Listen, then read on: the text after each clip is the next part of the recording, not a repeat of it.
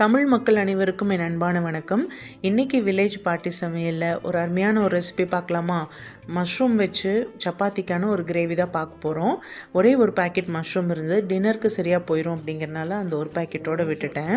அதில் வந்துட்டு mushroom cut பண்ணி போட்டுட்டு அதில் மிளகாத்தூள் போட்டாச்சு, கொஞ்சமாக மஞ்சத்தூள்,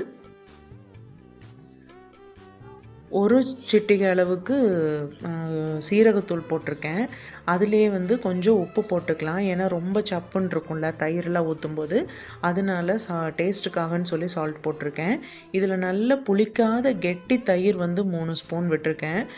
ஏன்னா புளிச்சிருச்சு அப்படின்னா அப்படியே வந்து கம்ப்ளீட்டாக அந்த டேஸ்ட் மாறி போயிடும். நல்ல ஃப்ரெஷ்ஷான தயிரை வந்து 3 ஸ்பூன் சேர்த்துருக்கேன். நல்லா கலந்து விட்டுக்கலாம். இந்த காரம், உப்பு இதெல்லாமே பிடிக்கணும். அது வரைக்கும் நம்ம கலந்து விட்டுட்டு, நம்ம வெங்காயம் எல்லாம் போட்டு தாளிக்கிறோம் இல்லையா, அது வரைக்கும் இது வந்து மேரினேட் பண்ணி வச்சுருந்தா போதும். இப்போ ஒரு கடாயில் வந்து ஒரு 2 டேபிள் ஸ்பூன் அளவுக்கு எண்ணெய் சேர்த்துருக்கேன். கொஞ்சமாக ஜாஸ்தியாக விட்டுட்டோம்னா நல்லாயிருக்கும். இப்போ இதிலே வந்து மசாலா பொருட்கள்லாம் போட்டிருக்கேன். பட்டை, கிராம்பு, சோம்பு, அப்புறம் பிரியாணி இலை, அப்புறம் கொஞ்சமாக சீரகம் இதெல்லாம் போட்டிருக்கேன்.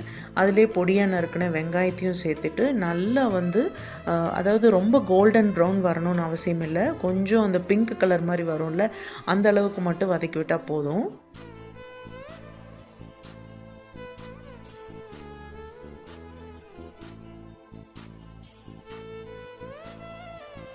வெங்காயம் வதங்கறதுக்குள்ளார நான் வந்து சப்பாத்தி மாவு வந்து பிசைஞ்சு வச்சுட்டு வந்துட்டேன். இப்போ பாருங்கள், ஒரு மாதிரி லைட்டு பிங்க் கலர் மாதிரி வந்துருச்சு. இந்த டைமில் ஜிஞ்சர் கார்லிக் பேஸ்ட்டு வந்து கொஞ்சம் ஒரு 1½ ஸ்பூன் அளவுக்கு சேர்த்துருக்கேன்.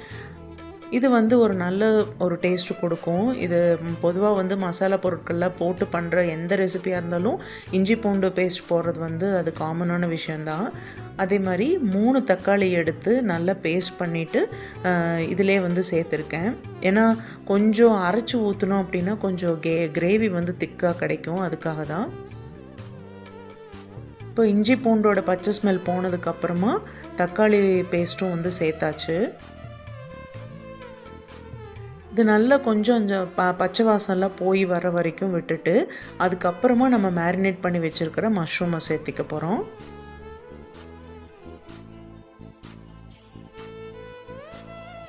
நல்லா கலந்து விட்டுட்டு ஒரு கொதி விட்டுட்டு அதுக்கப்புறமா எப்படி இருக்குன்னு பார்க்கலாம். இப்போ மஷ்ரூம் வந்து மூடி வச்சு சூப்பராக வெந்து வந்துருச்சு. இது வந்து இன்னும் கொஞ்சம் திக்காக வேணும் அப்படின்னு சொன்னால் இன்னும் கொஞ்சம் நேரம் விட்டு அப்புறமா ஆஃப் பண்ணிக்கலாம். எங்களுக்கு வந்து இந்த கன்சிஸ்டன்சி வேணும் அப்படிங்கிறதுனால நான் இதோடவே வந்து நான் இறக்கிக்கிறேன். மஷ்ரூம் எல்லாம் வந்து சூப்பராக வெந்துருச்சு. ஸ்மெல்லும் வந்து பிளேட் ஓப்பன் பண்ண உடனேயுமே அவ்வளோ சூப்பராக இருந்தது. உங்களுக்கு பிடிச்சிருந்ததுன்னா நீங்களும் ட்ரை பண்ணி பாருங்கள். இப்போ வந்து நான் சப்பாத்தியும் சைட் பை சைட் போட ஆரம்பிச்சிட்டேன். உங்கள் எல்லாருக்குமே ஒரு சின்ன ரிக்வெஸ்ட்டு, என்னோடய சேனல் வந்து சப்போர்ட் பண்ணி என்கரேஜ் பண்ணுங்கள்.